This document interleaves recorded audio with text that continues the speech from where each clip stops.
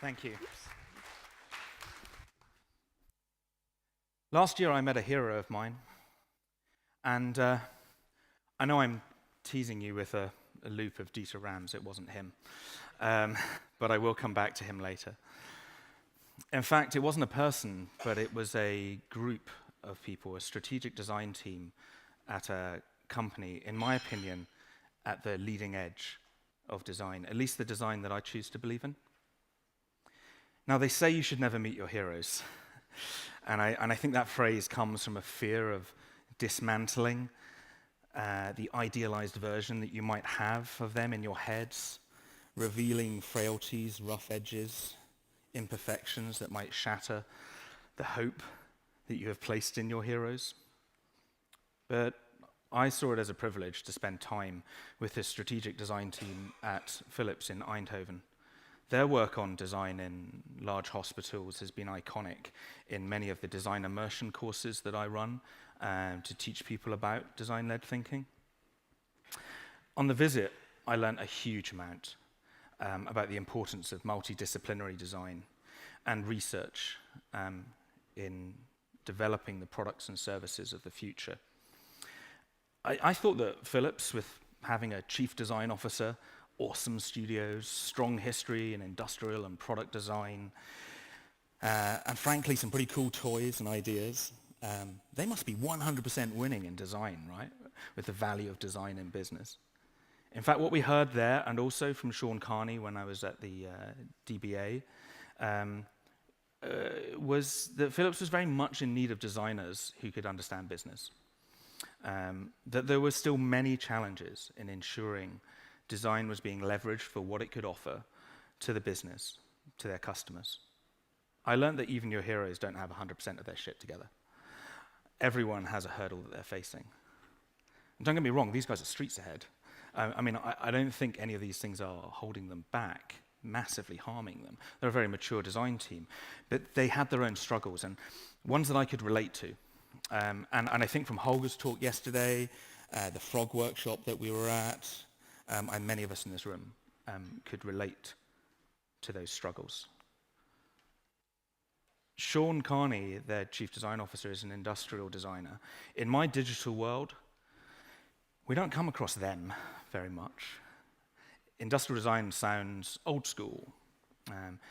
But everywhere we went in Eindhoven, there was a connection to the past, a thread within Philips that centered them and also propelled them forward. We visited the Eindhoven Design School, the Philips Museum, and understood the legacy that has been passed from design officer to design officer through the years. I did not study any form of design. I'm an imposter. I instead studied the human condition, psychology. But I know that my knowledge of the history of psychology has served me well for being able to interpret and integrate new thinking in psychology as it has come along. I needed to connect to the history of design, find its truths. In Philips, we have this organization that has produced so much, that has touched so many people's lives. In their creative officers, design leaders, there was a passing down of that mission, the mission of design. But first of all, I took my Design Forward team direct from Philips in Eindhoven to our archives in London. Design Forward is our strategic design capability that designs within a future timeline on themes such as diversity by design, fluid and connected experiences, privacy and trust. Here you can see Catherine, who works on the theme of the future of fluid and connected experiences, holding the new world of biometric authentication in the form of Touch ID on her iPhone, alongside the old world of bank security, a bludger or a kosh. You hit people over the head with it to get your money back. And that's how it used to work. I'm not allowed to show you the pictures of the guns that we have in the archives, the suits of armor that we have in the archives.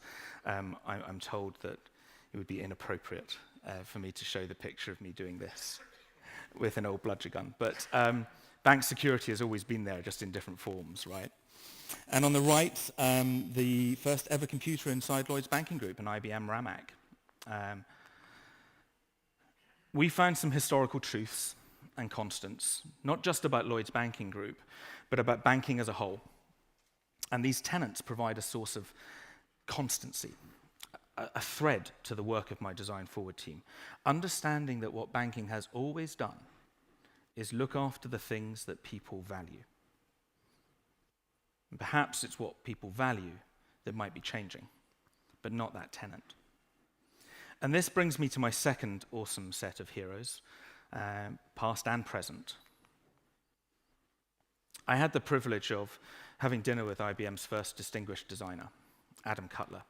Adam and his team are responsible for crafting IBM's design loop, their response to design thinking that is leading the design-based transformation of IBM. I could care less what you call your method, I really could. The point of them having their design loop is that it's their approach to design.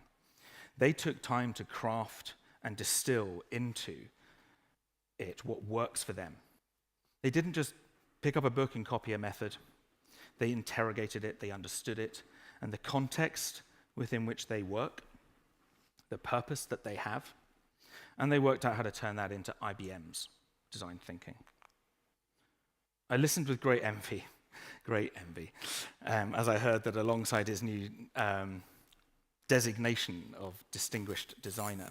By the way, if you don't know IBM, obviously clearly a long history with technology, they've had a long history of having distinguished engineers. So they would elevate people to be kind of fellows inside IBM, and it would recognize their specific contributions.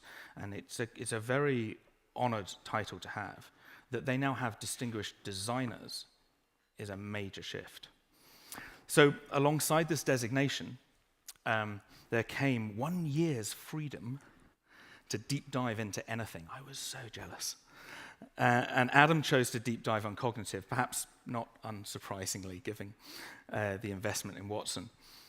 But how will design react to, shape, influence, and work with artificial intelligence to continue to contribute to business and society? But more on that soon, and in the panel later on, I think. Because again, history weighed heavy on our conversation that night, and in my explorations that followed that meeting. We touched on the truth of design, or the core of design, and I feel that IBM have reconnected with that part in their history of design.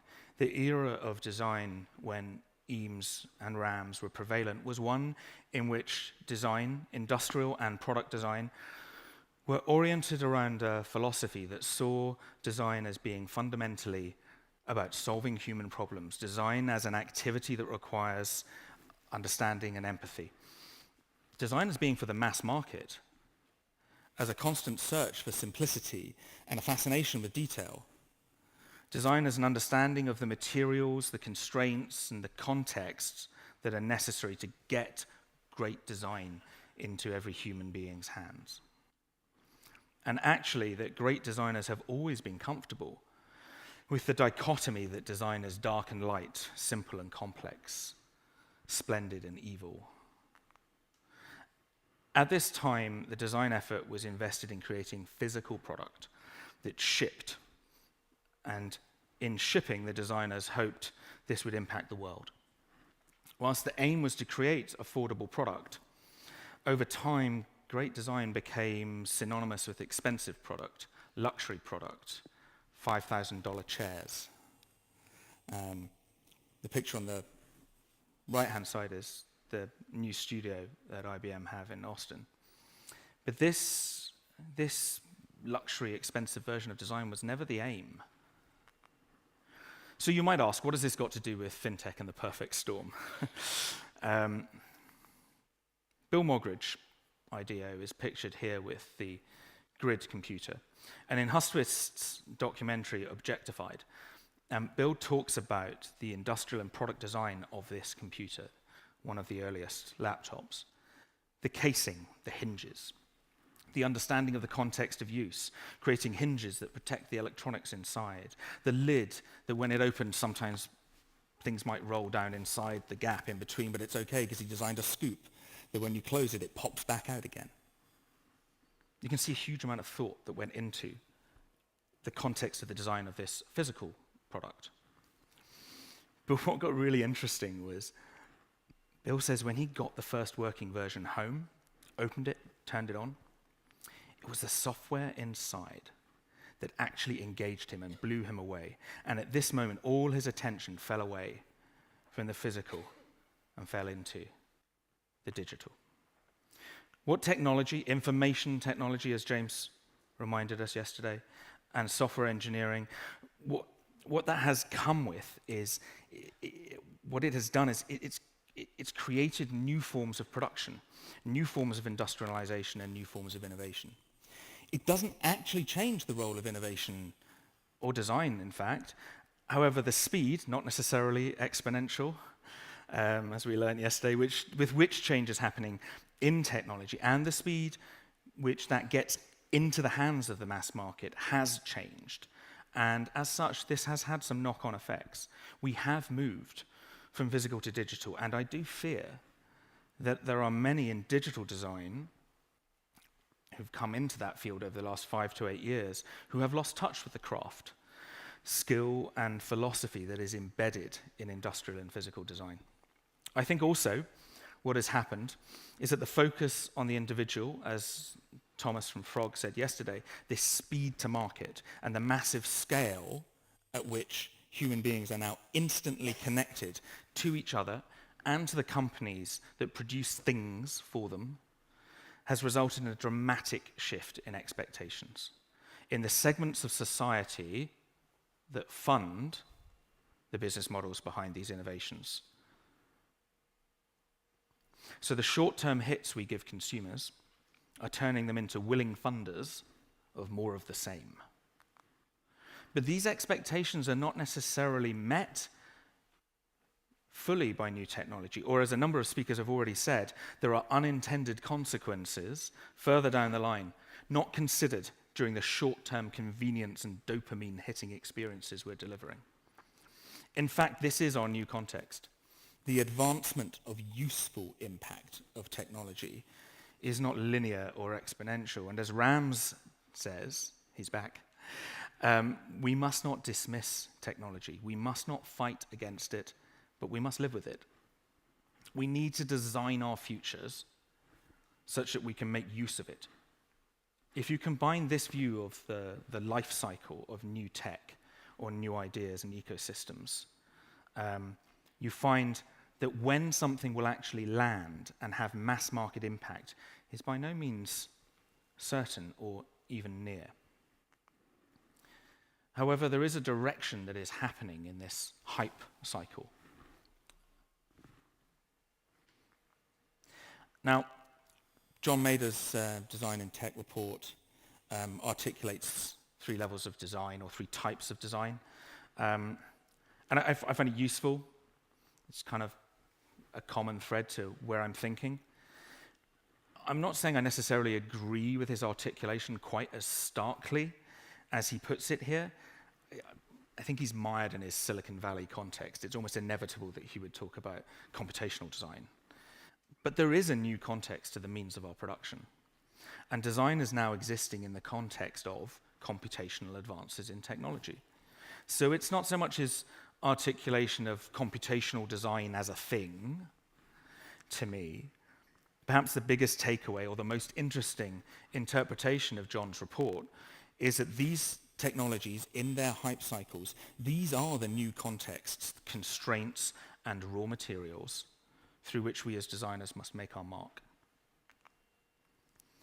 The opening up of competition in the financial sector is a great thing. The vast majority of the fintech sector is taking advantage of this hype cycle. There's some really interesting work going on in leveraging these new technologies. I pay attention only to this work as a signal of the future, rather than a threat to it now. Because my concern is, as design's always has been, to make great, accessible, useful, inclusive, and engaging things for the majority of us, not the few. There's a model I learned from a great CX director called Sean Riseborough. And I've stolen it from him, only because he reassured me he stole it from Forrester. But we've spent some time together discussing this, and we worked together at Virgin Media on the customer-led transformation of that business in 2008. I worked with the CX director on the transformation of a major FTSE company, which was quite interesting and an exciting thing to do in 2008. We're pretty confident about this model in practice, seeing the evidence of it at Virgin Media and in theory. At the root of it is the fact that in large-scale organizations going through transformations, you need to make sure that you are able to fix the basic stuff that goes wrong for customers. You then need to be able to deliver a consistent experience so people know what they're getting from you, can build trust and reliability into your relationship and engagement with them. You need to invest in that, and it takes time. You will not get return on investment on differentiating yourself and delighting customers if the day-to-day crap is still broken, right? And this was absolutely Virgin Media's experience. It does not mean that you don't work on differentiation, you don't work on delight, you don't invest in that, but you do not expect the ROI in the next 6 months after we first delivered it, if you have not done fixing the basics and consistently delivering the experience. So when people say fintech, they also sometimes mean not the stuff we were talking about in the hype cycle, but they also sometimes mean challenger banks or neobanks. And then we're into the world of N26, in Europe, Monzo or Starling, and this is where the race is on. So Monzo and Starling, certainly in the UK, have set a new bar for what I call the hygiene factor. They have demonstrated a simplicity in the design of the digital bank account that is now going to be the minimum. It's genuinely exciting that they've raised the bar for all of us. However, so far, the scale and depth with which they are covering UK retail banking market is not yet large enough to hit the real hard graft of operating at scale, running the basics well, consistently, reliably, and delivering in that way. They've come in on the conduct wave of trust, and they've not yet hit the rocky shores of competence, whereas the incumbent banks are having to rise up again on our conduct, which we have. We already know the hidden depths of competence very, very well. So here we come to the crux of my concern about a perfect storm. Technology is advancing quickly. Human basic needs are not. However, hygiene factors around consistently good experience are rising. Humankind's novelty receptors are being overloaded at the same time as convenience is trumping most decisions. My concern is that technology for technology's sake is not a designed world, but it may be an accepted world. It may be a world executives choose to invest in. It may be a world that engineers build in any case, because humans can easily confuse novelty with true delight and will therefore drive the short-term economics of, this is working for the business, right? But I am excited about the future of UK incumbent banks, well, mostly ours, of course, because we are investing hugely in transforming our engineering-based ability to go to market quickly, robustly, and at scale, fixing those first two levels, right? And we're doing this on firm foundations of competence and reliability. This means that we'll be able to more rapidly turn around the newest and most up-to-date hygiene factors for the front end of experience while we apply our newfound agility to transforming our large organization to enable the differentiation and delight that will be necessary in the future. But remember lesson number one from the heroes, right, of course? We have our own challenges. Just because we can move quickly with agility and responsiveness on the right-hand side, on the getting it done side, we must not let go of the deeper work of ensuring we are designing the right thing. We're working really hard now to move our design capability from the first three values, speed to market, market reach, engagement and loyalty, towards the visionary level and the internal capability development level. We're having to do this within existing investment and budgets that we have, so we're using frames of reference such as this from Frog to capture the value that we believe we are adding in design and focus our efforts of design. For visionary transformation, we're designing a 3 to 10 year window to have foresight into what is ahead of us and to de-risk our 0 to 3 year strategy. Whilst this work and the directions we're coming up with are certainly sensitive and not for sharing, what is not so sensitive are the themes that we're working towards, and that's because I've found them to be relatively universal across most forward-looking design teams, once you've played with the language a little bit. Diversity by design, or inclusive design, fluid and connected experiences incorporating machine learning, Internet of Things, connected devices, privacy and trust, and identity. The team have had great success connecting marketing-based views of the future of the customer with hypotheses about the world and ecosystems that these customers will inhabit. They've had early success challenging and supporting board-level decisions on strategic investments in open banking. And most recently, we ran a public project in collaboration with the GSA to look 10 years into the future, co-designing with young Scottish people who are experiencing challenges with their financial well-being.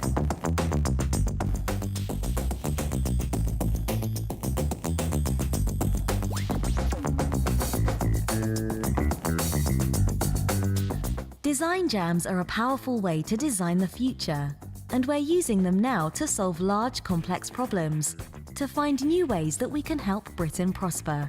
Design jams bring together different kinds of people and perspectives to explore problems from different angles. We use design-led thinking to do this. It's a human-centered approach to tackling the big issues that affect our customers most. We follow a simple, versatile framework: discover, define, develop, and deliver. It's a tried and tested approach that generates great results and positive feedback. We recently held our first design jam with the Glasgow School of Art. We set out to tackle an important question: how can young people in Scotland improve their financial well-being to help reduce poverty in the next 10 years?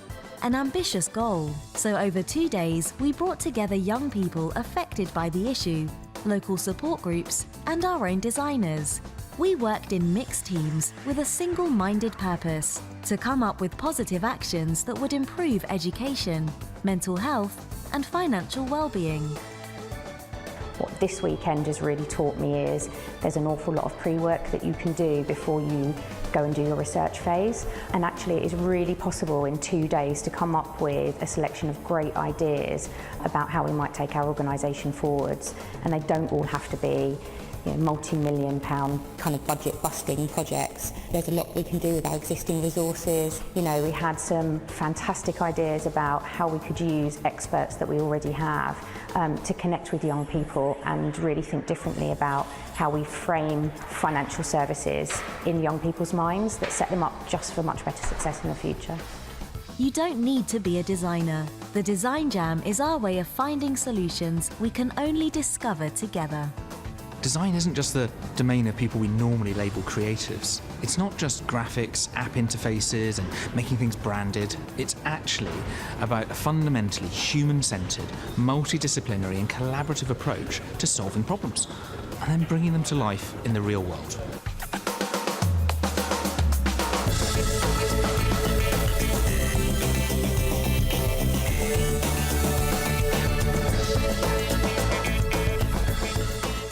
So that's an internal video that we're just launching to demonstrate to people what we've been doing and to help with our storytelling about the importance of bringing impacted people into our design efforts and the importance of thinking 3 to 10 years out.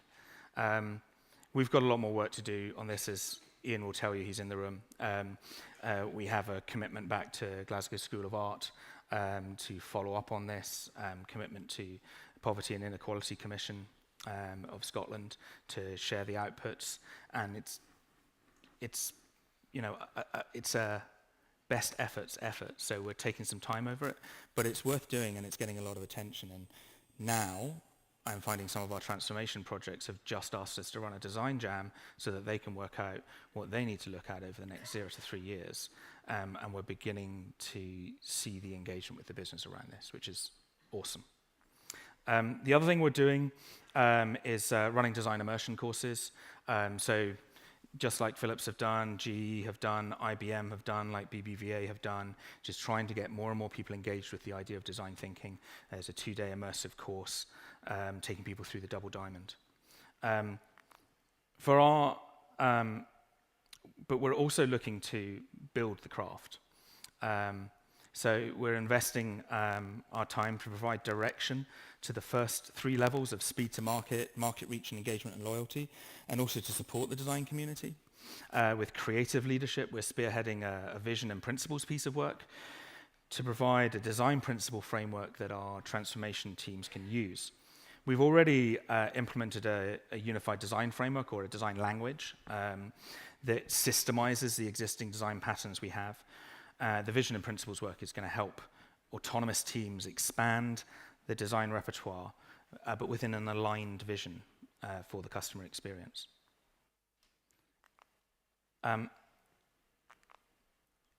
It's also important to, and I think Phil Gilbert from IBM said this, that the business cares about outcomes. And as designers, we need to understand that. So we're also working on, while our transformation work is scaling up, looking at end-to-end customer journey-oriented autonomous teams of product owners with everything that they need to do to go from shaping through to delivering and running. We are scaling up our design function across all of the core design disciplines. So embedding ourselves within the work of the transformation methodology with both ways of working and with systemized approaches like our design language.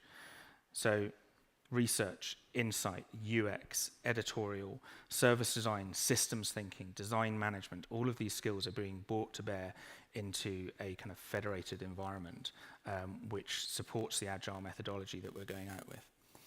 And as we do this, as we scale this up, I see it as the responsibility of my peers and I as design leaders to support our designers and our design researchers in deepening their craft, in holding the thread of history that is in the purpose of design.